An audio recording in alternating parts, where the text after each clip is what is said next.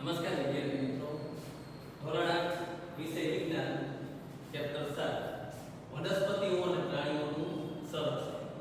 આની પહેલાના લેક્ચરમાં તમે પ્રાણી સૃષ્ટિ, વનસ્પતિ સૃષ્ટિ, સ્થાનિક જાતિ અને જાતિ એટલે શું એ સમજ્યા. પ્રાણી સૃષ્ટિ કોને કોઈ પણ વિસ્તારમાં જોવા મળતા પ્રાણીઓ તે વિસ્તારની પ્રાણી સૃષ્ટિ કહે છે. આપણે અત્યારે આ ચેપ્ટરમાં પચમઢી જૈવાવરણ આરક્ષિત વિસ્તાર વિશે સમજીએ છીએ. આપણે પચમઢી જૈવારક્ષિત વિસ્તારની મુલાકાત લીધી છે. તો આપણને ખ્યાલ છે કે જૈવાવરણ આરક્ષિત વિસ્તાર કોને કહેવાય, અભયારણ્ય કોને કહેવાય, રાષ્ટ્રીય ઉદ્યાન કોને કહેવાય. આપણે અગાઉ સમજી ગયા છે, એની વ્યાખ્યા આપણે જાણી ગયા છે. પાછું આપણે એકવાર રિપીટ કરી દઈએ. અભયારણ્ય એટલે શું?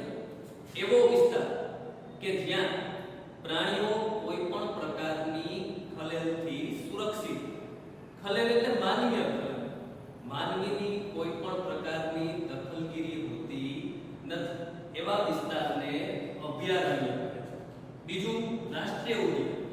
રાષ્ટ્રીય ઉદ્યાન એવો વિસ્તાર છે કે જ્યાં પ્રાણીઓ સ્વતંત્ર રૂપે નિવાસ કરે છે અને પ્રાકૃતિક સંપત્તિનો ઉપયોગ પણ કરે છે. અને ત્રીજું છે જૈવાવરણ આરક્ષિત વિસ્તાર. તો જૈવાવરણ આરક્ષિત વિસ્તાર એટલે શું?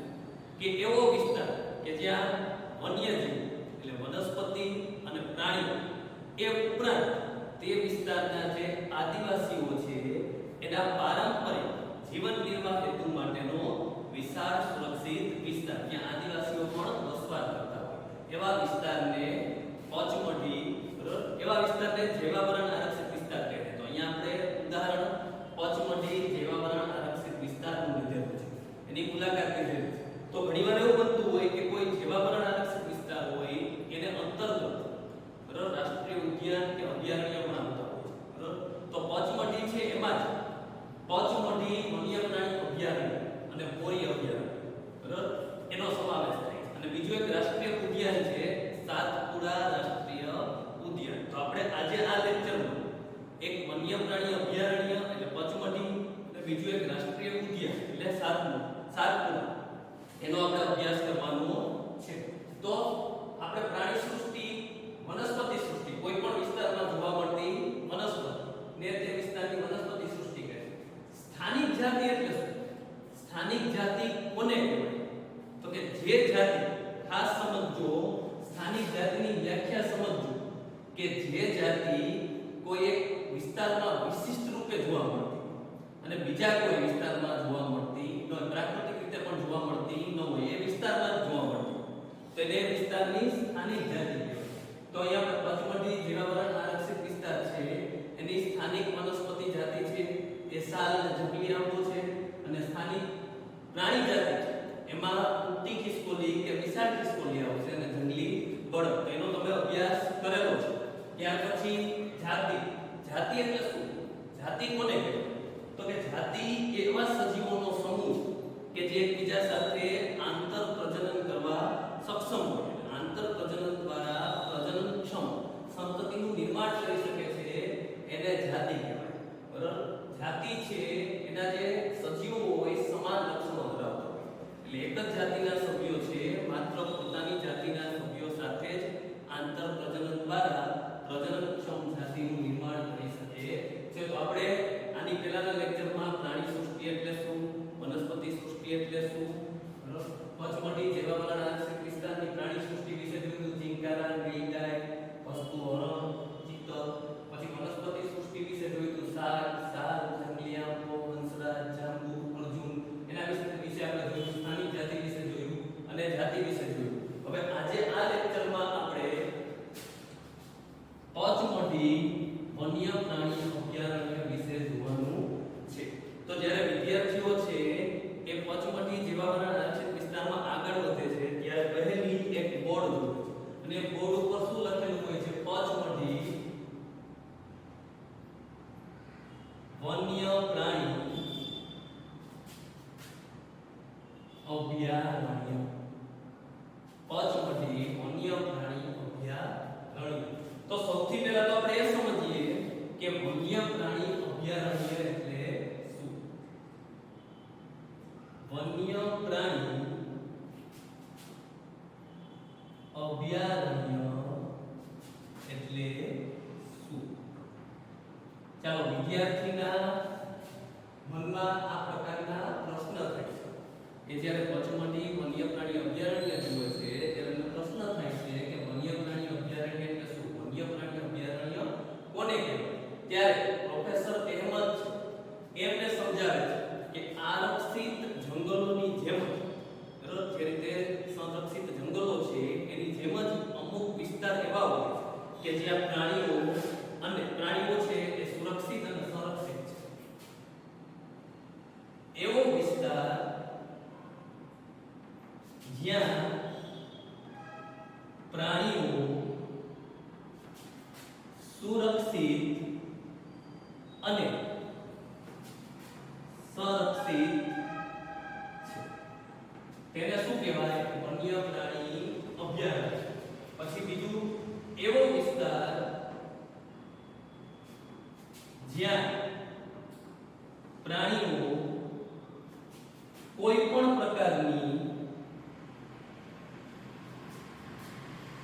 ખલેલ વગર એવો વિસ્તાર કે જ્યાં પ્રાણીઓ કોઈ પણ પ્રકારની ખલેલ વગર રહી શકે છે બરાબર જ્યાં કોઈ પણ પ્રકારની ખલેલ હોતી નથી એટલે માનવીય દખલ હોતી નથી ત્યાં મનુષ્ય દ્વારા પ્રાણીઓને કોઈ પણ પ્રકારની હેરાનગતિ કરવામાં આવતી નથી એવા વિસ્તારને શું કહેવાય વન્ય પ્રાણી અભયારણ્ય બરાબર હજી આપણે જોઈએ તો જે વન કર્મચારી છે માધવ બરાબર એ શું કહે છે તો કે વન્ય પ્રાણી અભયારણ્યમાં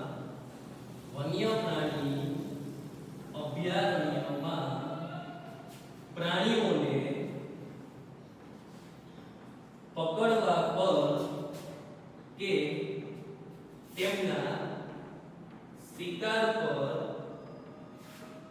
સંપૂર્ણ પ્રતિબંધ હોય છે વન્ય પ્રાણી અભયારણ્ય એવા વિસ્તાર છે કે જ્યાં પ્રાણીઓ સુરક્ષિત અને સંરક્ષિત છે તો સૌથી પહેલા તો આપણે એ વિચારીએ કે શા માટે આપણે વન્યજીવો છે એનું સંરક્ષણ કરવું પડે તો આપણે અગાઉ ટોપિકમાં જોયું વનનાબૂદી જે વનમાં વૃક્ષોની કાપણી થાય છે એના વિશે જોઈએ તો જરાક આ ટોપિક આવ્યો તેના વિશે જોઈ લઈએ વનનાબૂદી એટલે શું કે વનમાં વૃક્ષોની જે કાપણી થાય છે બરાબર એને વનનાબૂદી કહેવાય આપણે એની વ્યાખ્યા જોઈએ તો વનના વૃક્ષોનો નાશ કરી પ્રાપ્ત જમીનનો અન્ય કાર્ય માટે ઉપયોગ કરવો બરાબર આપણે વન્ય પ્રાણી અભયારણ્ય એટલે શું અને શા માટેની જરૂર છે એના માટે આપણે પહેલા વનનાબૂદી વિશે એકવાર રિવાઇઝ કરી લઈએ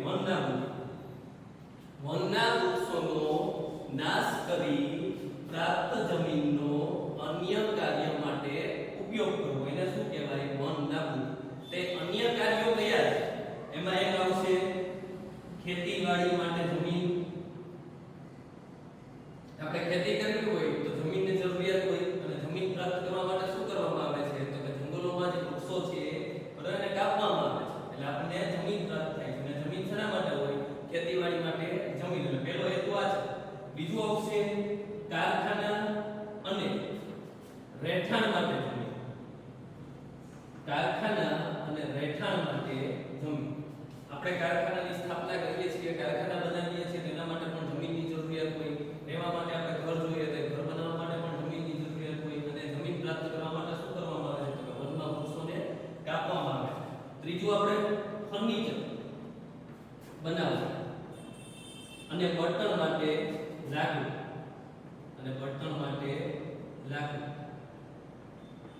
તો વનનાબૂદી છે શા માટે કરવામાં આવે છે તો ખેતીવાડી માટે જમીન પ્રાપ્ત કરવા માટે કારખાના અને રહેઠાણ માટે જમીન પ્રાપ્ત કરવા ફર્નિચર બનાવવા માટે લાકડું જોઈએ બળતણ માટે લાકડું જોઈએ એ માટે વનના વૃક્ષોને કાપવામાં આવે છે બરોબર તો આપણે વૃક્ષોને કાપીએ છીએ બરોબર તો પણ વૃક્ષોને કાપવાથી કેવી ગંભીર અસરો થાય છે તેના વિશે વિચારતા નથી તમે અગાઉના લેક્ચરમાં એના વિશે ભણી ગયા છો કે વૃક્ષોને કાપવાથી શું થાય તો કે વાતાવરણમાં કાર્બન ડાયોક્સાઇડનું પ્રમાણ વધી જાય પરિણામે ગ્લોબલ વોર્મિંગની સમસ્યા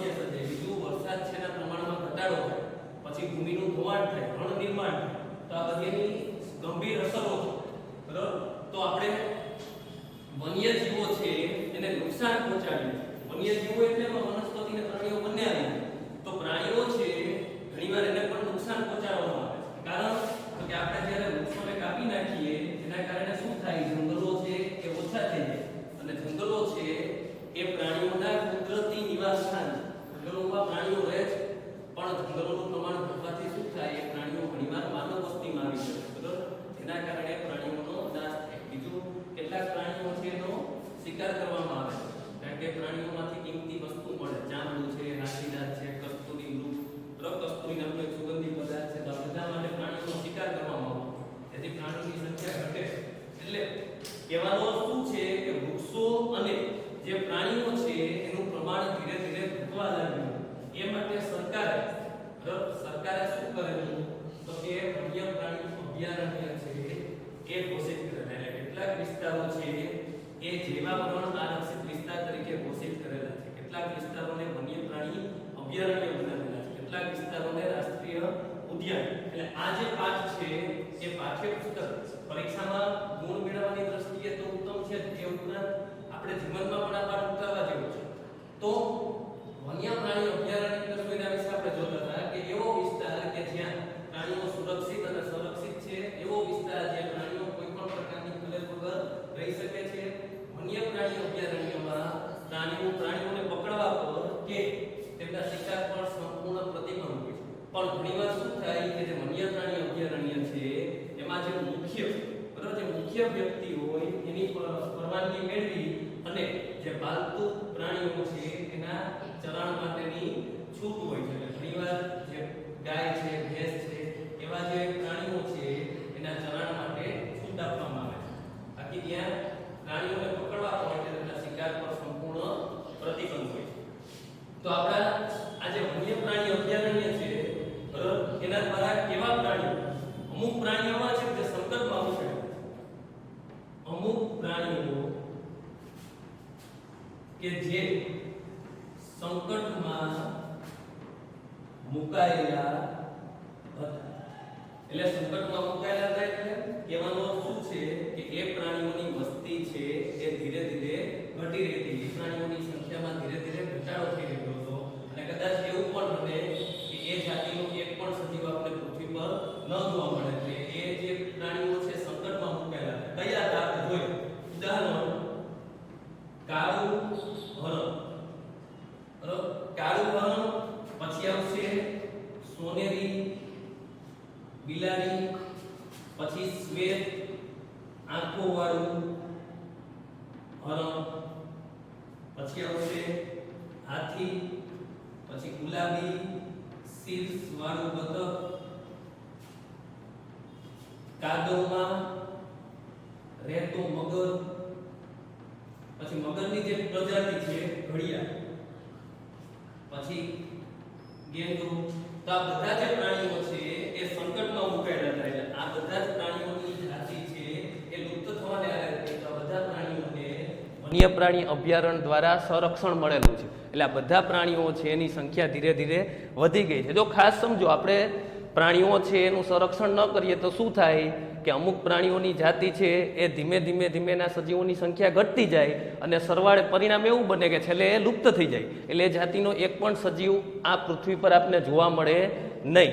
તો આપણા જે પ્રાણીઓ છે બરાબર, એને સંરક્ષણ આપવા માટે, એને સુરક્ષા આપવા માટે વન્ય પ્રાણી અભયારણ્ય છે એ ઘોષિત કરેલા છે। એટલે આ જે સંકટમાં મુકાયેલા પ્રાણીઓ છે એને પણ સંરક્ષણ મળેલું છે।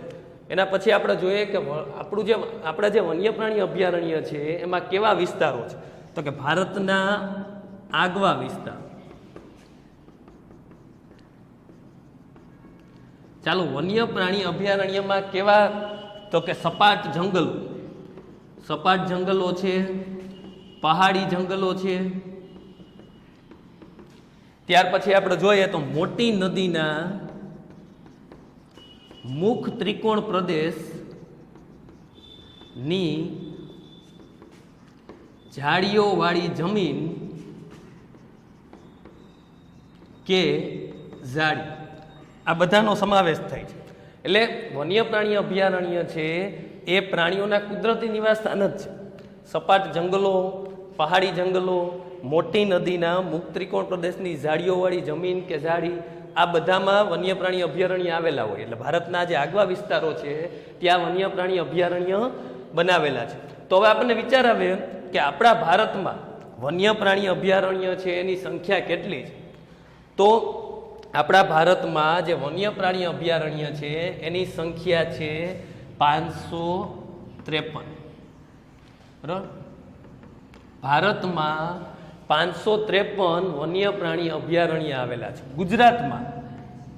ગુજરાતમાં છે 23 અને આપણા જિલ્લામાં તો તમને ખ્યાલ છે જુનાગઢ જિલ્લામાં ગીર અભયારણ્ય છે એ આવેલું છે. તો ભારતમાં જે 553 વન્ય પ્રાણી અભયારણ્ય છે એ કેટલો વિસ્તાર રોકે છે અથવા કેટલા વિસ્તારમાં આવેલા છે? 1,19,776 કિલોમીટર સ્ક્વેર. આટલા વિસ્તારમાં આ 553 અભયારણ્યો છે એ આવેલા છે. અને એ તમને જાણીને આશ્ચર્ય થશે કે આ જે વિસ્તાર છે એ ભારતના કુલ ભૌગોલિક વિસ્તારના માત્ર 3.64% છે.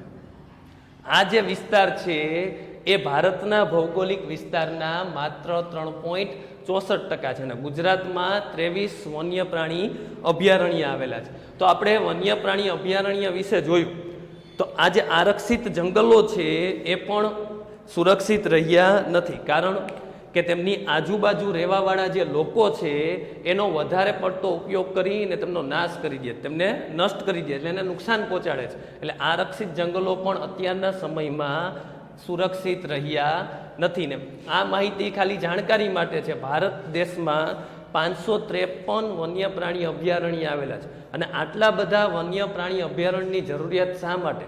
તમને ખ્યાલ છે, મેં કીધું વન્ય પ્રાણી અભયારણ્ય શું છે, તો કે પ્રાણીઓને સંરક્ષણ આપવા માટે ભારત સરકારે અમુક વિસ્તારો છે એને વન્ય પ્રાણી અભયારણ્ય તરીકે ઘોષિત કરેલા. તો આવા વિસ્તારોની જરૂરિયાત શા માટે? તો કે મોટાભાગના જે પ્રાણીઓ છે બરાબર એ ધીરે ધીરે નાશ પામી રહ્યા હતા. એમની જાતિ છે એના સજીવોની સંખ્યા ધીરે ધીરે ઘટી રહી હતી. એ હેતુથી એમને સંરક્ષણ આપવાના હેતુથી વન્ય પ્રાણી અભયારણ્ય બનાવવામાં આવેલા છે.